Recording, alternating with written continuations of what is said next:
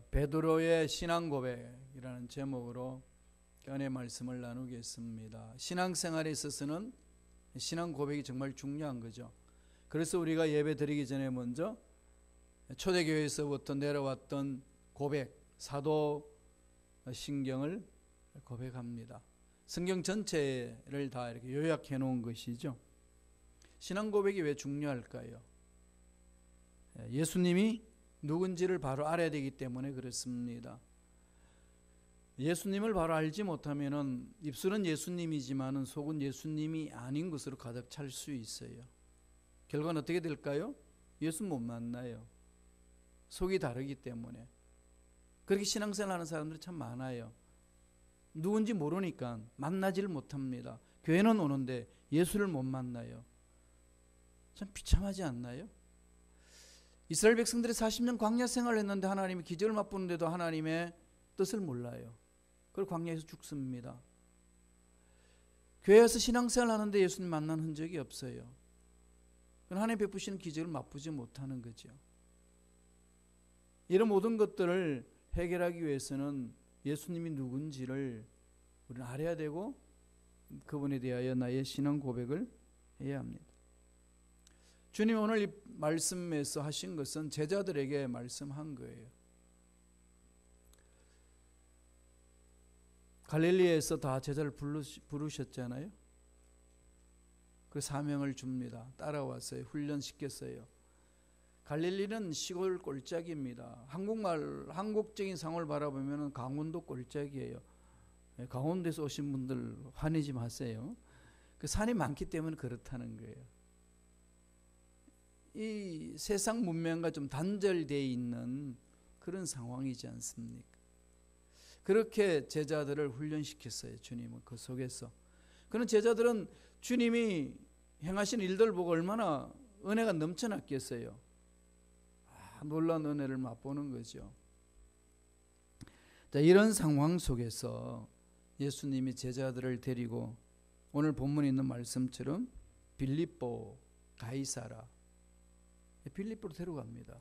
근데 여기에서 잘 봐야 될 구절이 있어요. 빌립보 가이사라. 가이사라가 붙었죠. 그게 뭐죠? 시저, 카이저, 황제 이름이 붙었잖아요. 황제 이름을 따서 신도시를 건설한 겁니다. 시카고 주위에 신도시 건설되면은 그 신도시의 재정이 어떠냐에 따라서 도시 규모가 다르지요. 그런데 여기는 그냥 신도시가 아니라 황제 이름을 붙인 신도시입니다. 그러면은 어떤 상황이 주어질까요?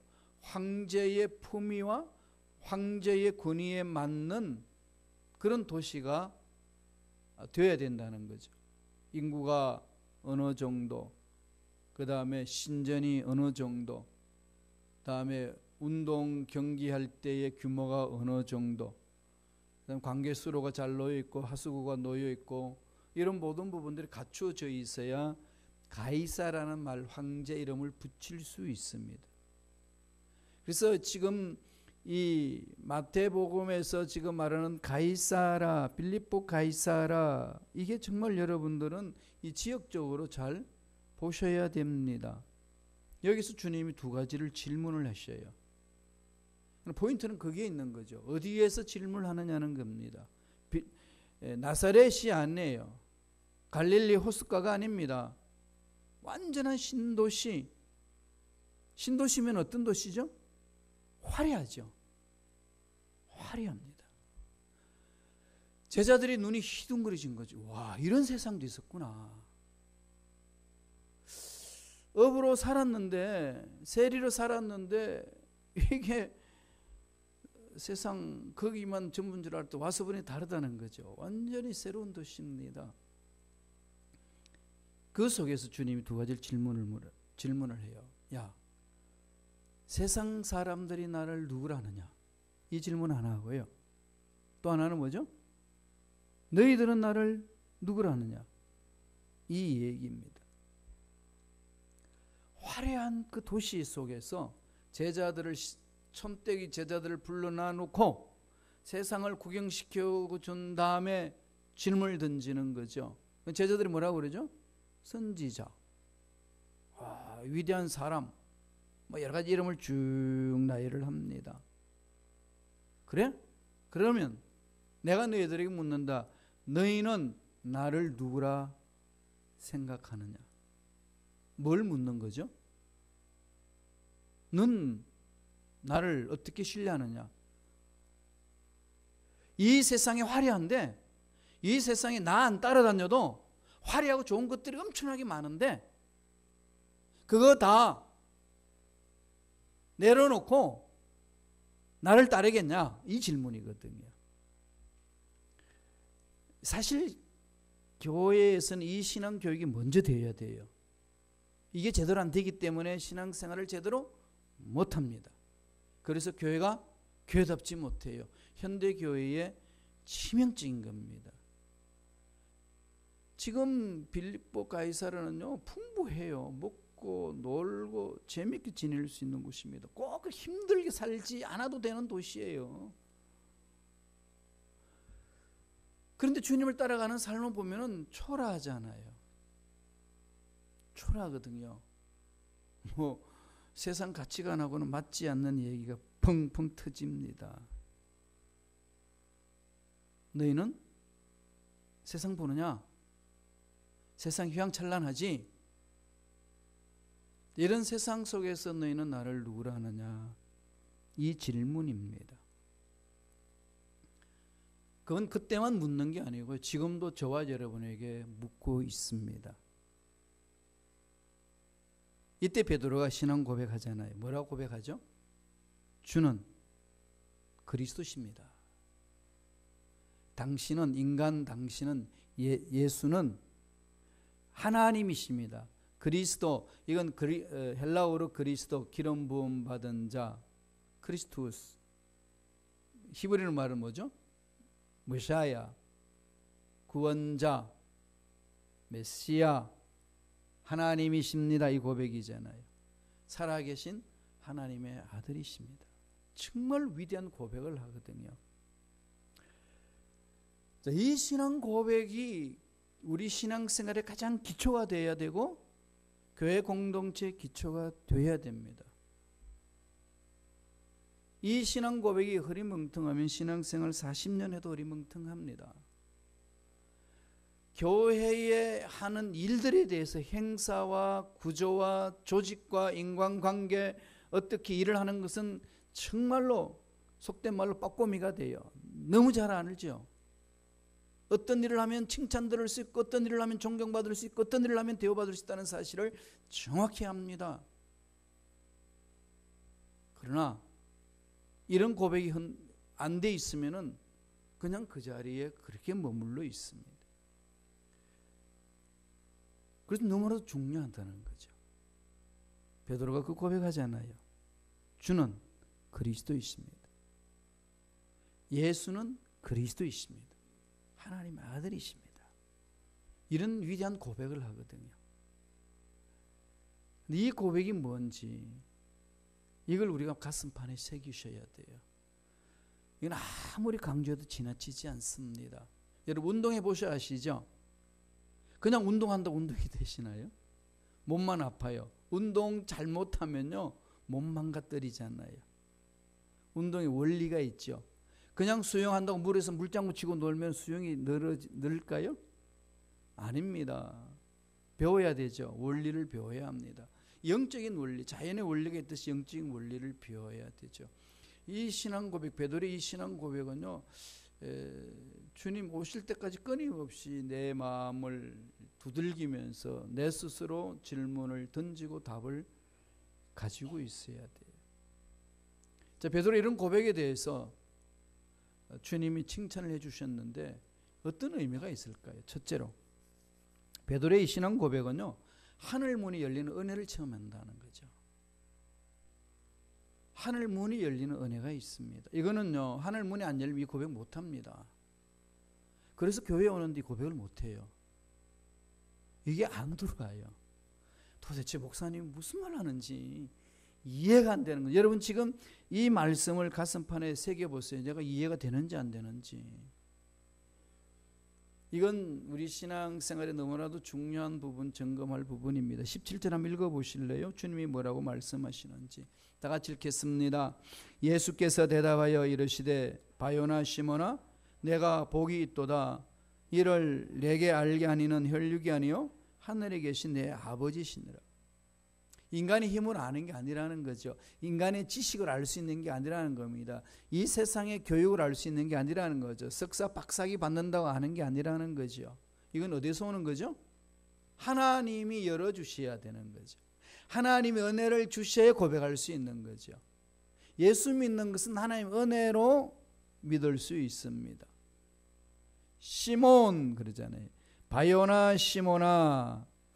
이게 참 재미있죠. 시몬 히브리 말로는 히브리어로 되어 있잖아요. 그게 이제 베드로, 페트로, 헬라어거든요. 베드로라는 말은 헬라어고 시몬은 히브리어예요. 그 중에서 이제 나중에 그러죠. 장차 네가 게바가 될 때, 게바라는 말 나오죠. 베드로 이름이 세 가지죠. 베드로, 시몬, 게바. 그는 시몬이라는 히브리 말이고 베드로라는 것은 헬라 말이고 게바라는 말은 아람어예요. 아람어. 히브리의 방언 같은 아람어인데 이 뜻은 뭘까요? 반석이다. 반석이다. 경관 반석이라는 거죠.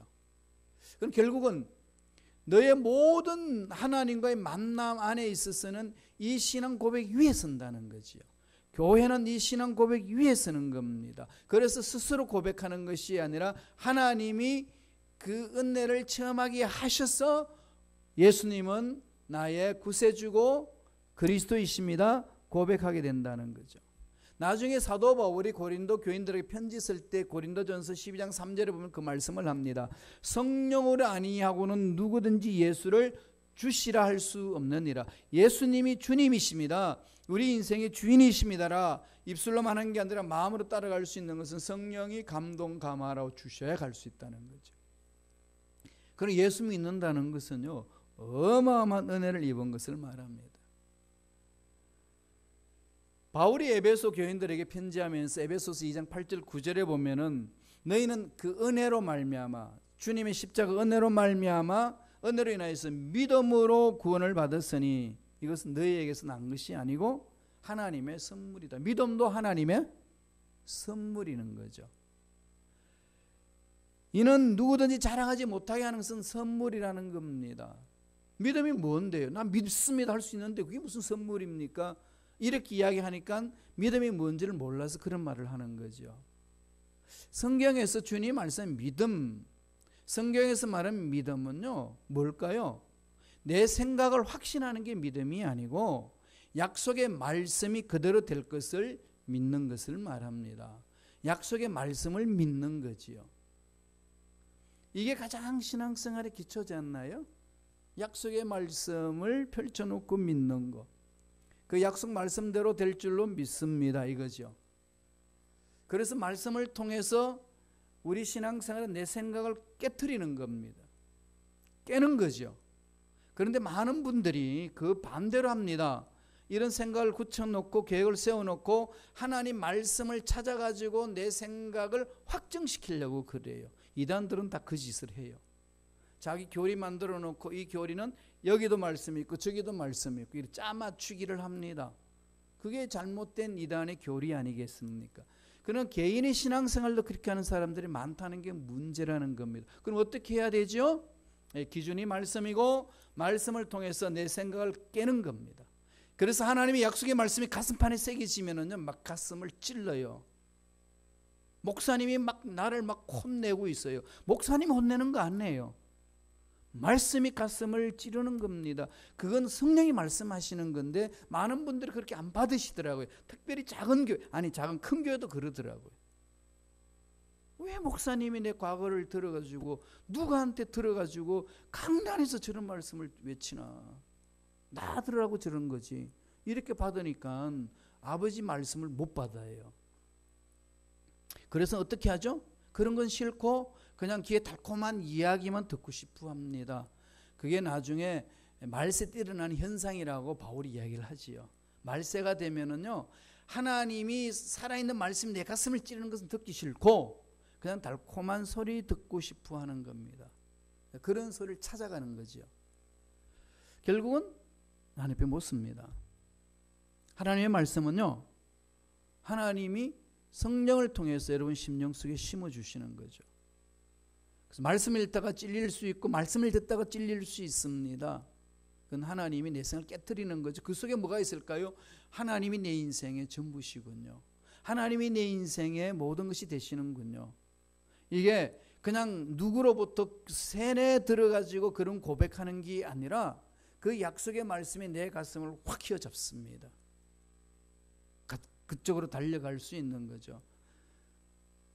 가이사랴 빌립보에 와가지고 주님이 제자들에게 묻습니다. 너희는 나를 누구라 그러냐? 그랬더니 베드로가 일어서서 주는 그리스도이십니다. 살아계신 하나님의 아들이십니다라고 외치니까 주님이 그를 칭찬합니다. 야, 너는 너의 힘으로 하는 거 아니다. 하나님이 열어주신다. 그런 신앙생활은 한마디로 말하면요, 하늘 것을 보는 거예요. 하나님으로부터 받아야 합니다. 하나님으로부터 사랑을 체험해야 하셔야 되고 하나님으로부터 은혜를 체험하셔야 돼요. 그거 없이 신앙생활 못합니다. 그래야 하나님의 은혜 속에 들어갈 수 있어요. 신앙 고백을 할 수 있습니다. 하나님 그 은혜가 임하게 하여 주옵소서. 열려야 돼요. 하늘 문이 열린 은혜를 체험하는 거죠. 그래서 이 예배 공동체 속에서 하나님이 어떻게 역사하시는가 집중하는 겁니다. 그리고 예배 드릴 때는요, 옆 사람 볼 시간 없지 않아요. 앞에 사람 어떤 모습 안 보입니다. 하나님께만 집중하니 꼭 하나님 만나야 되겠습니다. 하나님 말씀 안에서 하나님의 은혜를 체험해야 되겠습니다. 베드로처럼 그런 신앙 고백을 하며 살기를 원합니다. 이 마음이 내 마음속에서 꿈틀거리셔야 돼요. 예배 드리실 때마다, 기도할 때마다, 성경 읽을 때마다 성령이여 나를 사로잡아 주옵소서. 사모하셔야 돼요. 하늘 문이 열린 은혜입니다. 이 신앙 고백 그냥 그렇게 되는 거 아니에요. 두 번째, 베드로가 고백했던 주는 그리스도시요 살아계신 하나님의 아들입니다. 고백이 뭐죠? 음부의 권세를 이기는 능력이 있는 거죠.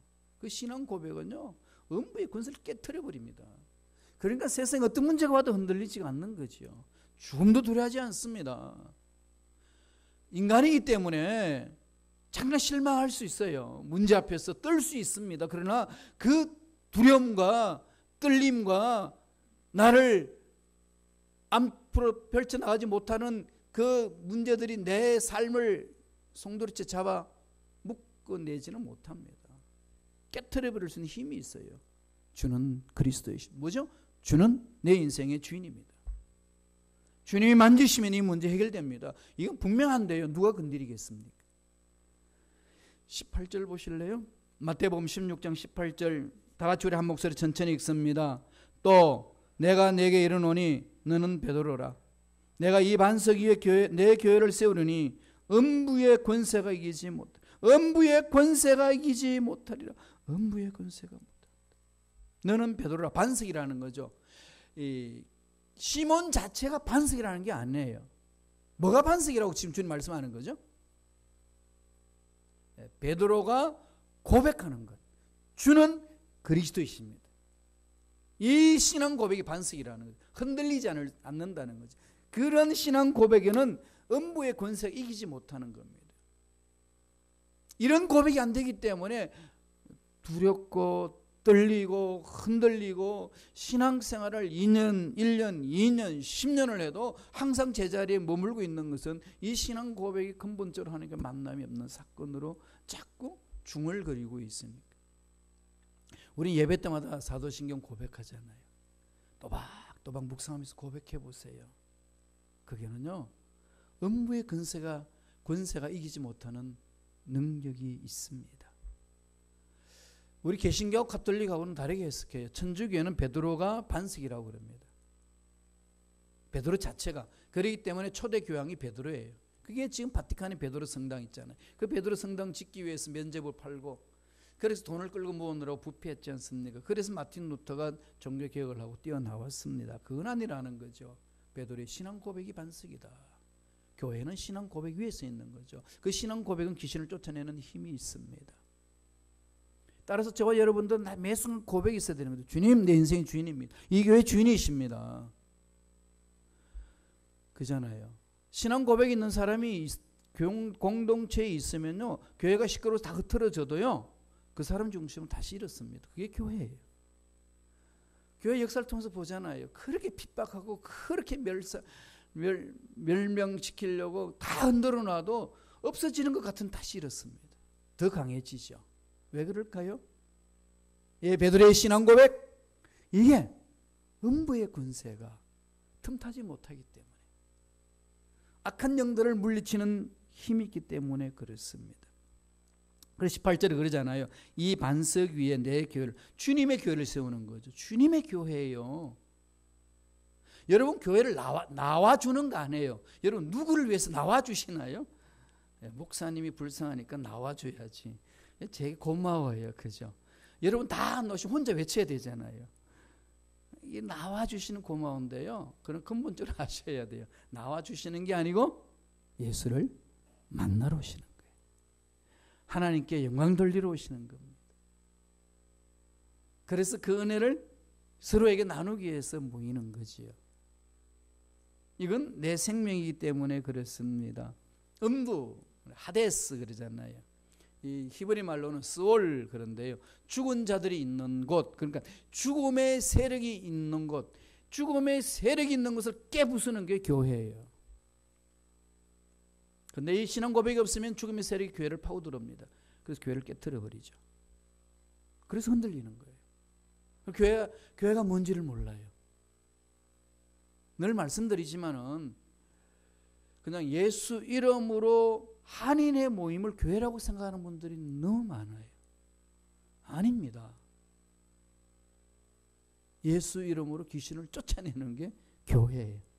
예수 이름으로 병을 치유하는 것이 교회고, 예수 이름으로 문제를 해결하는 것이 교회고, 예수 이름으로 음부의 권세를 깨트리는 것이 교회입니다. 이건 세상에 줄 수 없는 힘이에요. 이것을 체험하는 거죠. 이러한 체험이 없는 교회는 교회가 아닙니다. 인간들이 그냥 한인들이 모여있는 모임일 뿐이지, 그건 마귀가 가지고 놉니다. 이런 본질로 교회 공동체를 만들고자 그러면요, 반동 세력이 많아요. 많습니다. 방해하는 세력이 많아요. 약한 영들이 믿음이 없는 사람을 뒤흔들기 때문에 그렇습니다.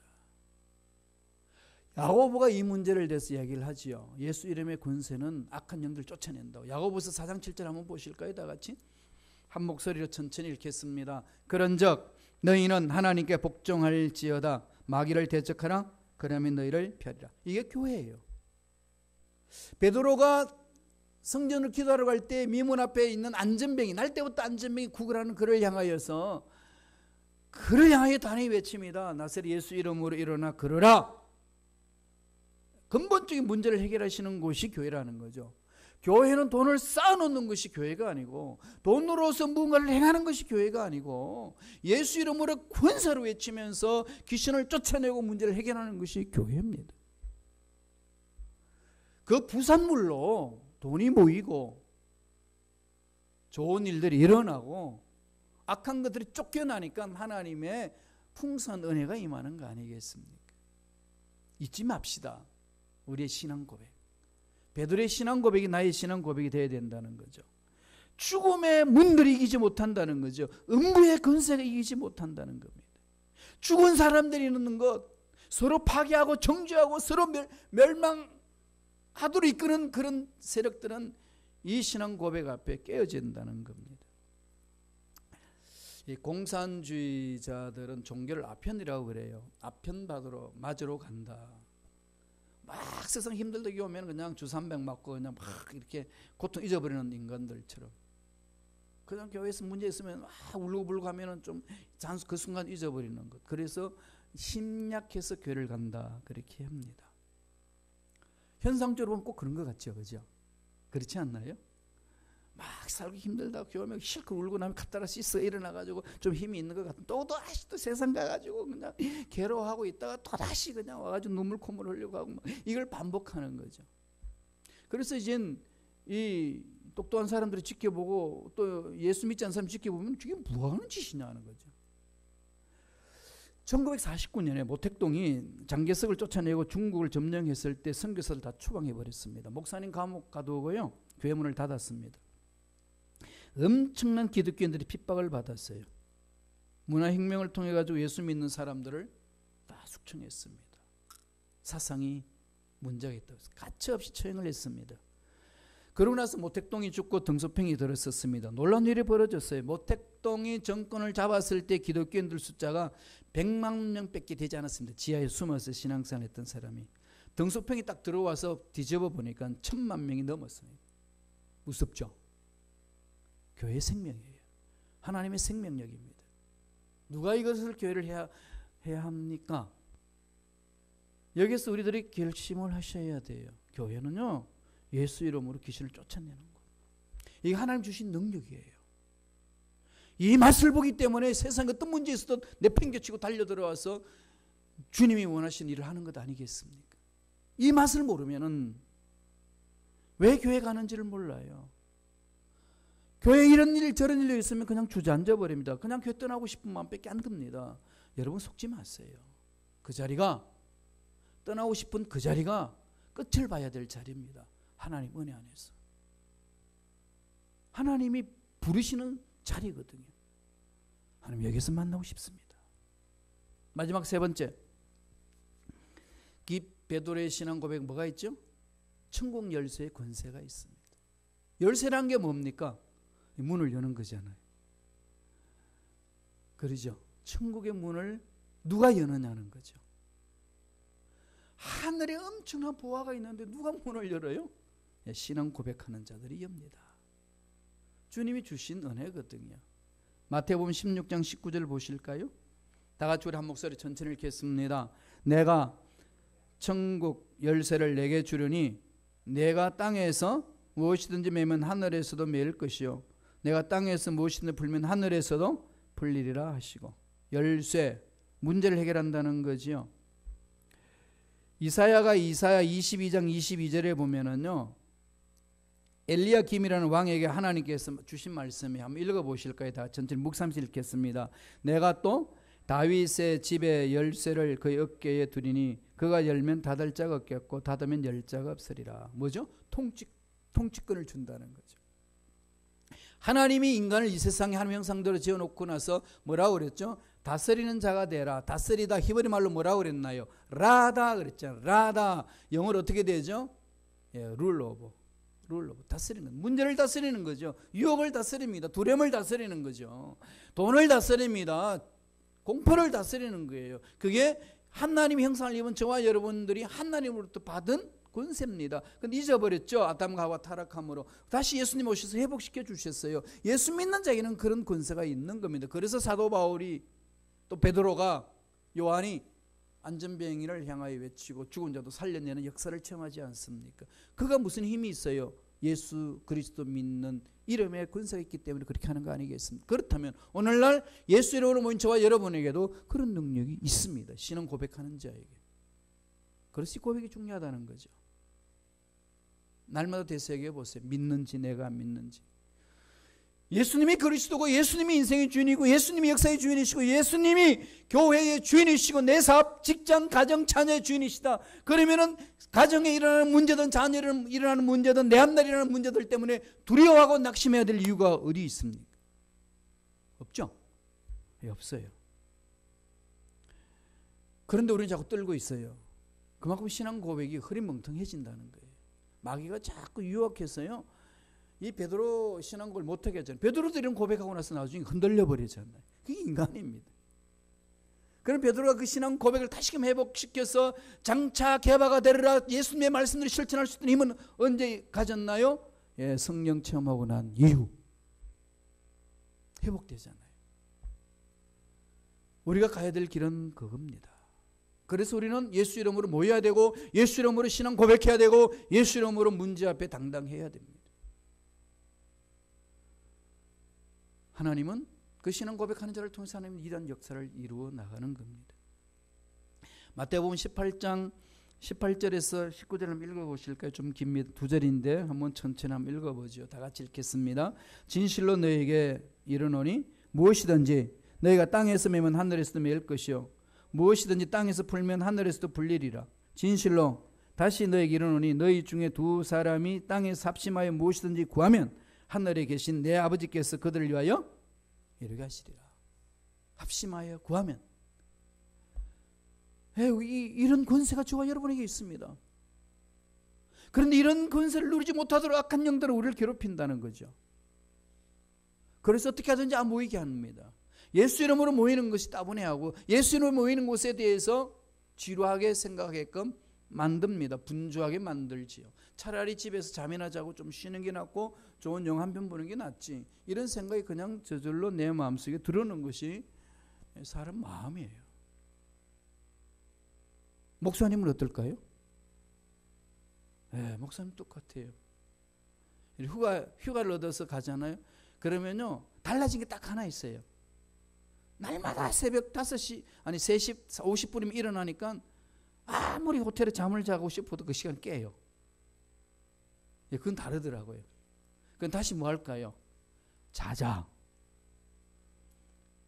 혼자서 그냥 자유를 즐기는 거죠. 그래 참 잠이 안 나요. 푹 쉬고 싶은 게 모든 인간들의 마음입니다.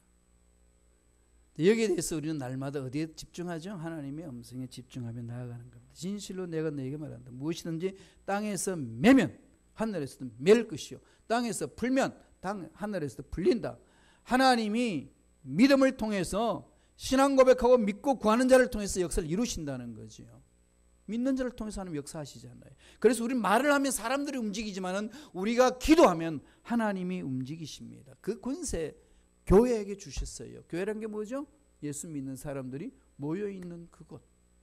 그러면 결론 내릴 수 있잖아요. 우리는 두려워할 필요가 없다. 떨 필요가 없다는 거죠. 이게 주님이 주신 메시지입니다. 그래서 우리는 자꾸 교회에 뭐 어떤 이것도 정하고 저것도 정하고 굴레로 사람을 막 이렇게 덮으시면 안 돼요. 우리 표처럼 성령을 따라 행하게 하셔야 돼요. 성령을 따라 행하라. 그래서 요새 자꾸 저도 이제 그 훈련을 해요. 하나님, 우리 성도들에게 잔소리하지 않게 하여 주옵소서. 저도 이제 나이가 먹어가니까 자꾸 잔소리하고 싶은 마음이 생겨요. 지적하고 싶고 또 그래야만 된다고 또 우리 지도자 공부할 때 배웠고 막 이러다 보니까 막 그러고 싶은 때마다 다시 기도합니다. 성령은 운행하셔요. 성령은 눈동자처럼 저와 여러분 삶을 일거수일투족 지켜보고 계십니다. 나는 성령님께 구하는 거죠. 내가 그 사람 일일이 찾아다니면서 구하는 것이 아니고 성령께서 일괄적으로 구하면 성령께서 여러분 만져주시지 않겠어요? 저는 확신합니다. 저는 성령을 신뢰합니다. 두고 보세요. 여러분들이 성령에 의해서 다스림을 받는지 안 받는지. 나는 안 받을 거야라고 결심한 사람 한번 살아보세요. 그렇게 되는지. 성령의 능력은 강합니다. 어느 누구도 거스릴 수가 없는 거죠. 그래서 저와 여러분 신앙생활의 중요한 뭐라고요? 신앙 고백이에요. 주는 그리스도이십니다. 주는 메시아이십니다. 주는 우리의 구세주십니다. 주는 이 역사의 주인이시고 교회의 주인이시고 내 인생의 주인이시고 이 문제의 주인이십니다. 이 하나 고백하면 끝나는 거 아니겠어요? 다스리시겠다는데 누가 손대고 음부의 권세가 틈타지 못하는 거예요. 음부의 권세가 이기지 못하는 것이 교회 공동체고 신앙 고백하는 자의 삶입니다. 이 천국의 열쇠 땅에 묻어두지 마시고 삶의 현장 속에서 활용하셔서 음부의 권세 깨트려버리고 승리하는 저와 여러분의 삶이 되시길 간절히 축원합니다. 기도하겠습니다. 하나님 아버지 감사와 찬양을 드립니다. 오늘도 생명을 주셔서 하나님의 약속의 말씀을 우리 마음판에 새겨주시니